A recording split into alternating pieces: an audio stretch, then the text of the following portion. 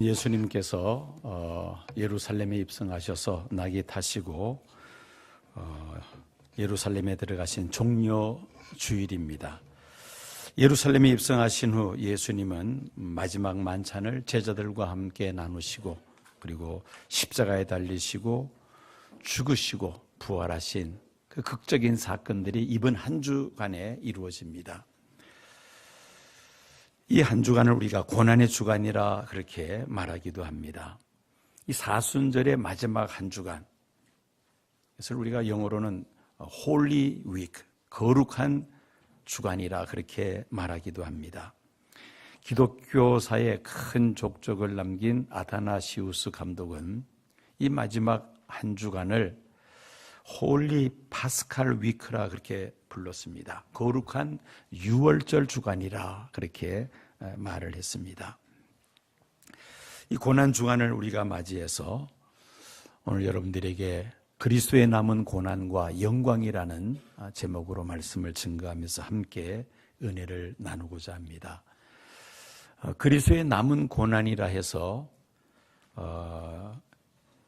예수님께서 받으신 그 고난만으로 인류를 구원하시기에 불충분해서 우리 성도들이 고난을 받아야 한다, 그런 의미에서의 그리스도의 남은 고난은 아닙니다.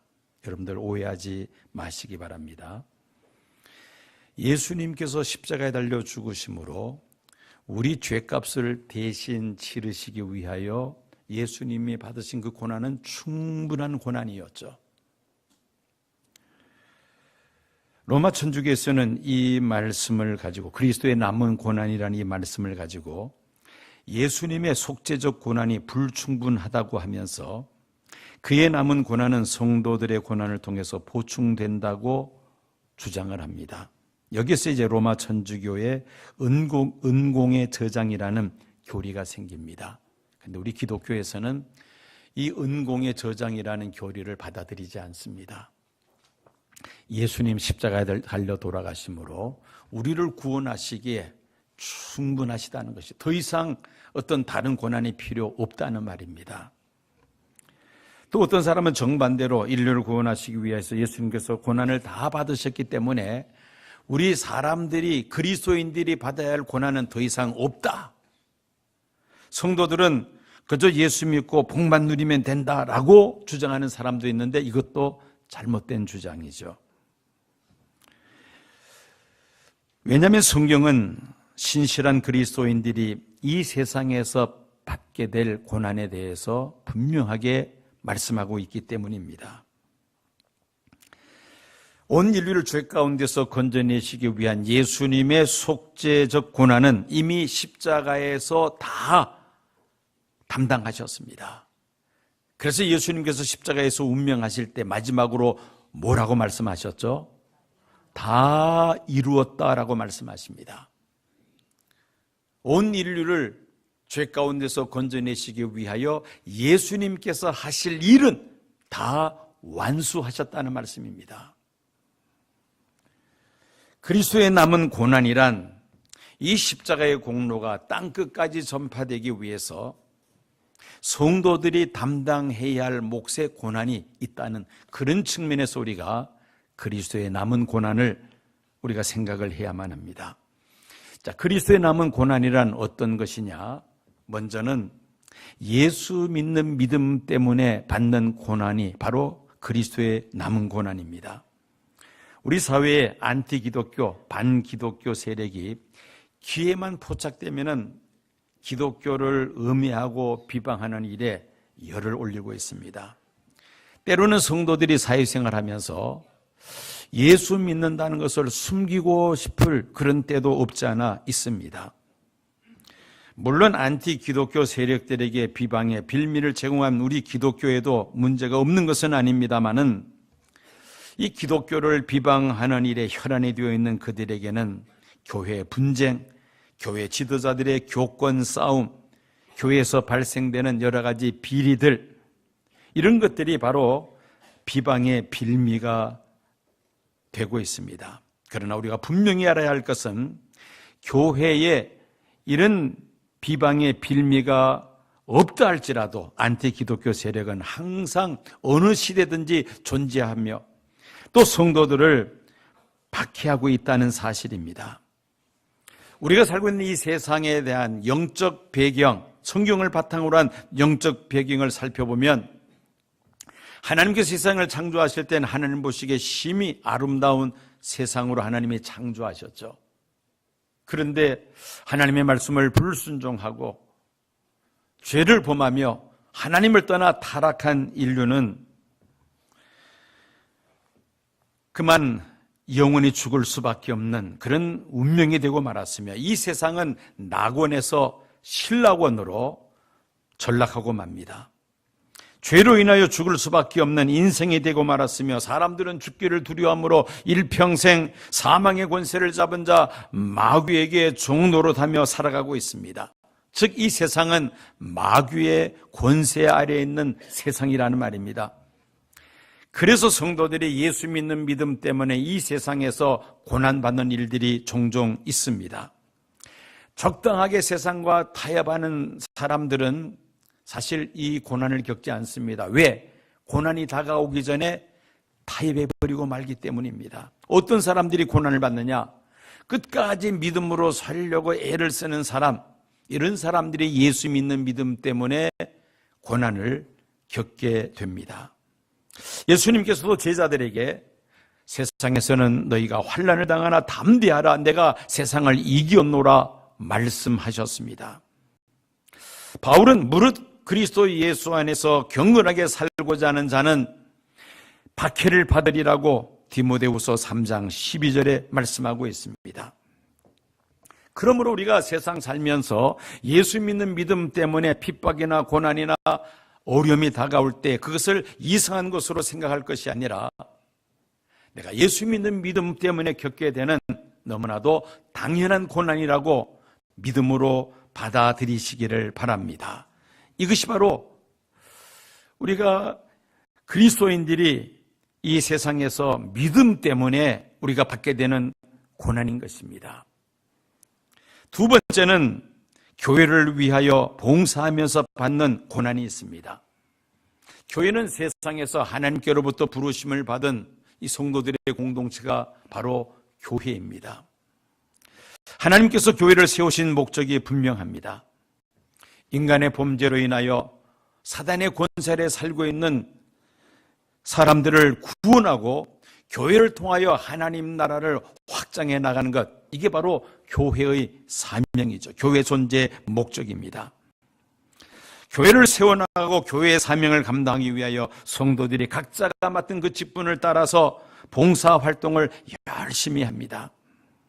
시간과 물질과 건강과 여러 가지 재능을 가지고 다양하게 교회를 위하여 수고하고 있습니다.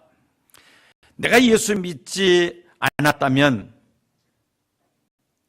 내가 할 필요가 없는 그런 수고들 많이 있습니다. 예수 믿기 때문에 내가 여러 가지 수고와 희생과 봉사와 헌신이 있습니다. 이런 것들이 바로 교회를 위한 교회 봉사를 하면서 받는 고난이라고 말할 수 있습니다.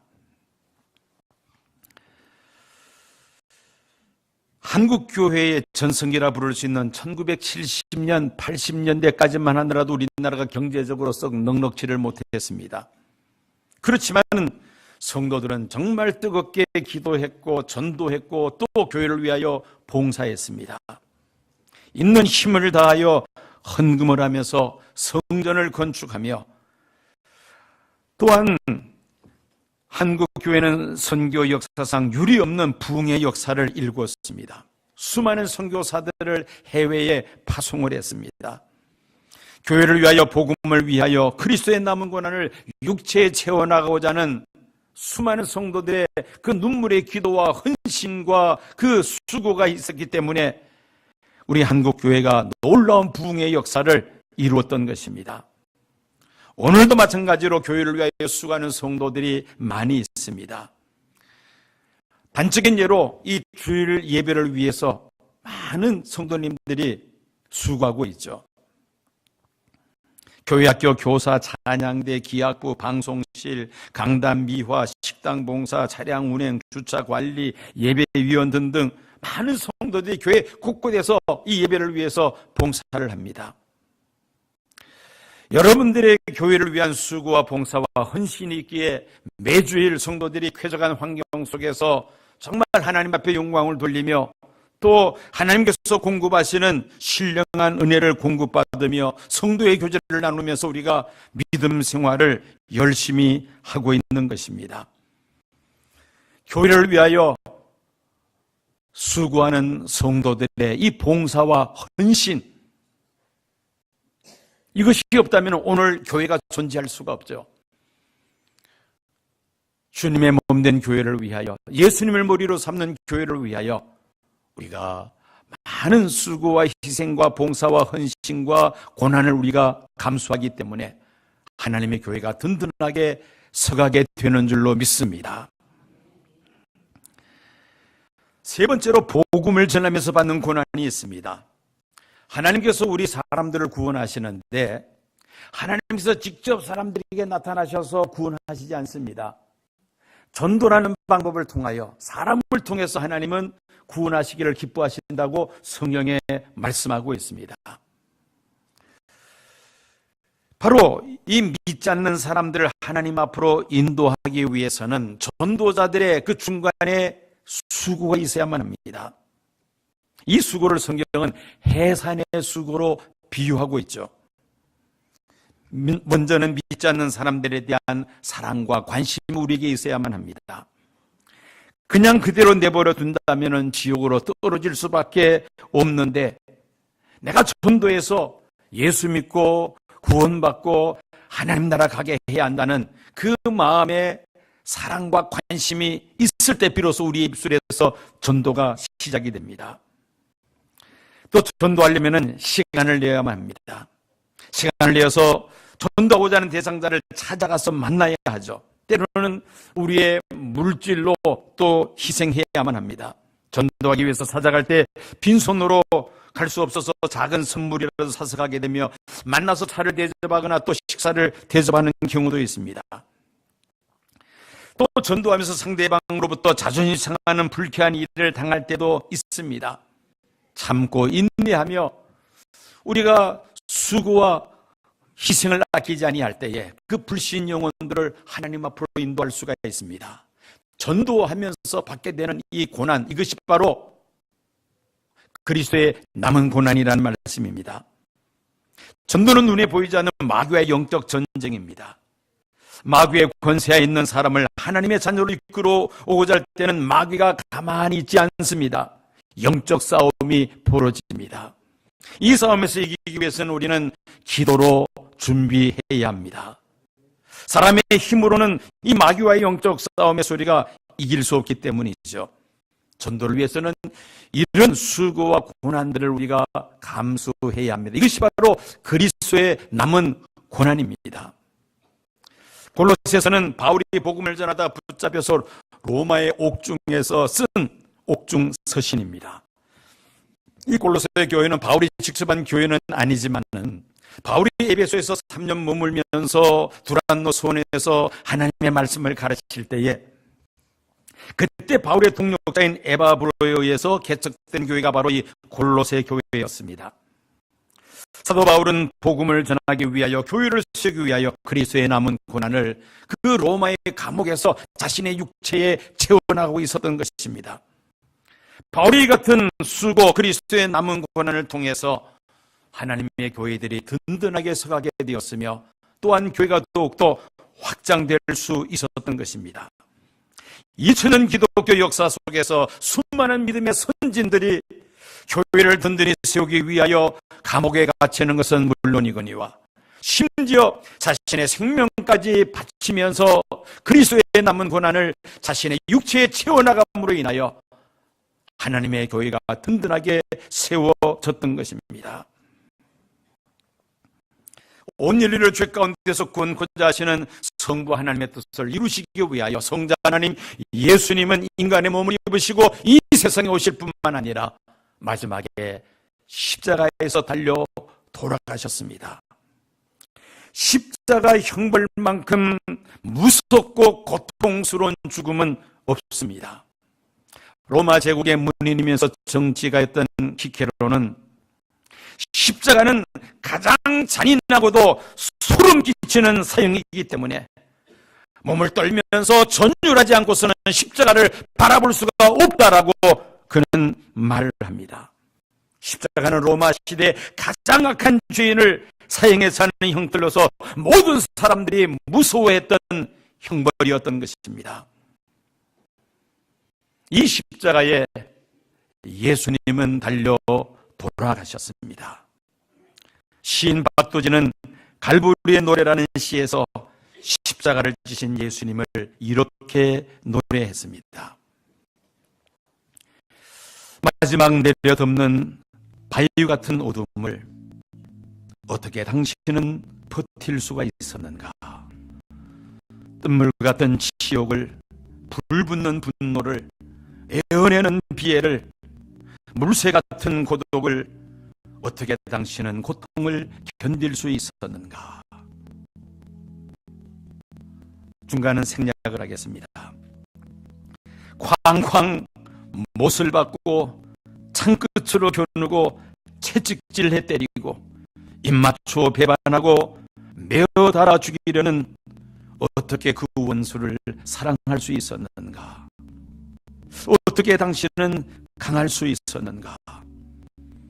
파도같이 밀려오는 승리의 욕망을 어떻게 당신은 버릴 수가 있었는가? 어떻게 당신은 패할 수가 있었는가? 어떻게 당신은 약할 수가 있었는가? 어떻게 당신은 이길 수가 있었는가? 십자가에서 예수님께서 당하신 고난을 시인은 이렇게 노래했습니다. 성부 하나님은 고난 속에서 온 생명을 바치면서 인류를 구원하시는 역사를 다 이루신 예수님을 부활을 통하여 가장 높이시고 존귀하게 하시고 영광스럽게 하신 줄로 믿습니다. 예수 그리스도를 믿는 성도들에게는 이 십자가는 더 이상 고통과 수치의 십자가가 아니라 기쁨과 영원한 소망의 상징이요 부활의 전주곡이 되는 줄로 믿습니다. 어느 왕이 길 한가운데 큰 돌을 굴려다 놓고는 누가 그 돌을 치우는가 숲속에 숨어서 지켜보고 있었습니다. 한 상인이 지나가다가 이런 말을 합니다. 이 쓸모없는 돌이 어디서 굴러 나왔어? 그렇게 하면서 자기의 유익이 없으니까 그냥 그 옆을 스쳐 지나가 버리고 맙니다. 조금 있으니까 한 관리가 그 옆을 지나갑니다. 그러면서 하는 말이 도대체 누가 이 돌을 여기에 버린 거야? 불평하면서 또 그냥 써 지나갑니다. 이 임금은 나라의 도덕적인 수준을 탄식을 했습니다. 조금 후에 한 농부가 수레에 채소를 싣고는 그 옆을 지나갑니다. 이 농부는 수레를 길 옆에 세워놓고는 아무 말 없이 그 돌을 들어서 길 옆으로 치우는 것이었습니다. 그런데 그 농부가 그 돌을 치우니까 그 돌이 있던 자리에 주머니가 하나 있었습니다. 그 주머니를 열어보니까 그 속에는 그에게 돈과 함께 한 통의 편지가 들어 있었습니다. 이 돈은 누구든지 이 돌을 치우는 사람의 것이다 라는 그런 내용의 편지였습니다. 아무도 치우지 않는 그 돌을 이 농부가 치울 때에 그 밑에 숨겨진 돈은 그 농부의 것이 될 수 있었다는 말입니다. 여러분, 우리가 신앙생활을 하다 보면은 믿음 때문에 다가오는 고난이라는 장애물이 우리 앞을 가로막을 때가 있습니다. 그러나 그 장애물 뒤에는 숨겨진 하나님의 축복이 있다는 사실을 우리가 알아야만 합니다.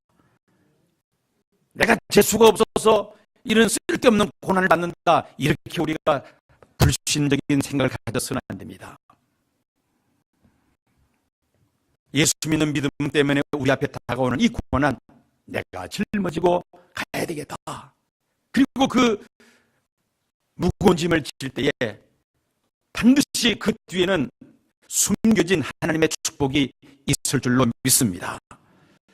예수님께서 온 인류의 죄를 퇴소하시기 위하여 십자가를 지시고 갈보리산에 올라가셔서 십자가에 못 박혀 돌아가십니다.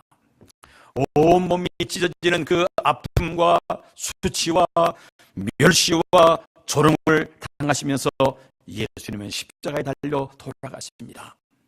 예수님이 십자가에 달려 돌아가시기 전에 제자들에게 말씀하셨습니다. 누구든지 나를 따르려거든 자기를 부인하고 자기 십자가를 지고 나를 따를 것이니라 말씀하십니다. 그런데 예수님은 제자들에게 말씀만 하신 것이 아니었습니다. 스스로 그 일에 모범을 보여주십니다. 자신을 부인하고 온 인류를 구원하기 위한 예수님이 담당하셔야 될 그 십자가를 예수님이 고스란히 짊어지셨다는 말씀입니다. 예수님께서 자기를 부인하고 자기의 십자가를 지고 갈보리산에서 죽으셨습니다. 하나님은 사흘 되는 날 예수님을 무덤에서 다시 살리실 뿐만 아니라 부활하신 예수님을 지극히 높이신 줄로 믿습니다.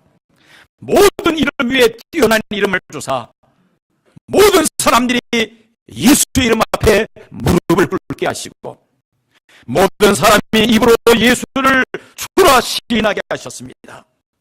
하나님의 뜻을 이루시기 위하여 자기를 부인하고 자기 십자가를 지신 예수님을 하나님은 영광스럽게 하셨습니다. 오늘날도 예수님을 따르는 우리 성도들이 자기를 부인하고 자기 십자가를 지고 예수님을 따르고자 할 때에 하나님께서 우리를 위하여 놀라운 축복을 예비해 두시는 줄로 믿습니다. 나치 독일의 한가하다가 목숨을 잃은 순교자 본회포 목사님이 있습니다. 이분은 당시 히틀러의 통치하에서 독일 교회가 교회의 본질을 망가하고 교회의 영향을 잃어버린 원인 중에 하나가 값싼 복음을 지나치게 강조하였기 때문이라고 말을 했습니다. 사실 우리가 믿는 예수 그리스도의 복음, 다른 아무 조건 없이 예수를 믿기만 하면 죄의 사함 받고 영생을 얻는 것이 바로 우리가 믿는 복음의 핵심입니다. 구원받기 위해서는 믿음 이외에 다른 것은 아무 필요가 없다는 것입니다. 그러다 보니까 우리가 믿는 복음을 값싼 복음으로 그렇게 착각하는 사람이 있습니다. 결코 예수 그리스도의 복음이 값싼 복음이 아니죠. 이 복음을 위하여 하나님은 하나밖에 없는 독생자 예수 그리스도를 세상에 내어놓으시는 값비싼 희생을 하나님은 치르셔야만 했습니다. 예수님은 어떠하셨습니까?